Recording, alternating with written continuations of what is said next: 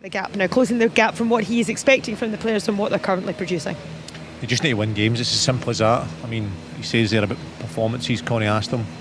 I know what he means in terms of he knows when the performances are good that he'll win games. He knows that if you just worry about or judge everything based on results, then how can you ever get any better? But it doesn't matter kind of how he wins. He needs to win games, and then he can then begin to build performances and build that momentum. Today it was a cup final. He had to, I said before the game, he had to win this game somehow, even if it's a scrappy performance, and then build there. Because the way you get players on board, and that's the balance. You've got a way of playing and a style of play, and the way you get players on board to believe you and have trust in you is by winning games. And they begin to all of a sudden sit in the change room and say, well, that was good and this was good, and by the way, the gaffer's good at this, and it builds belief within there. If you're not winning in that process, it makes it difficult. It certainly does, but he's obviously come in, Jim, and replaced a side which under Martin O'Neill were doing really, really well. He got the bounce, didn't he? He got the confidence up, and he got a certain amount of unity on the pitch. He lost just one of his 8 games, Martin O'Neill, while he was here with Sean Maloney.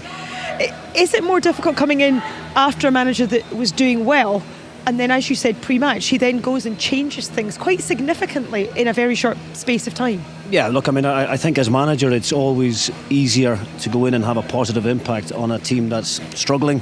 A change of voice, change of training, and it gives the whole place a lift. When you're coming in after a manager of the status of Martin O'Neill, you know, with what he has done for the club already previously, you know, they're big shoes to fill, and I think that's where the surprise is for everybody. And as I said, look, I know I'm a current manager, and you know, Wilfred Nancy has got the right as manager of Celtic to change the tactics and, you know, pick the individuals that he feels suits the system.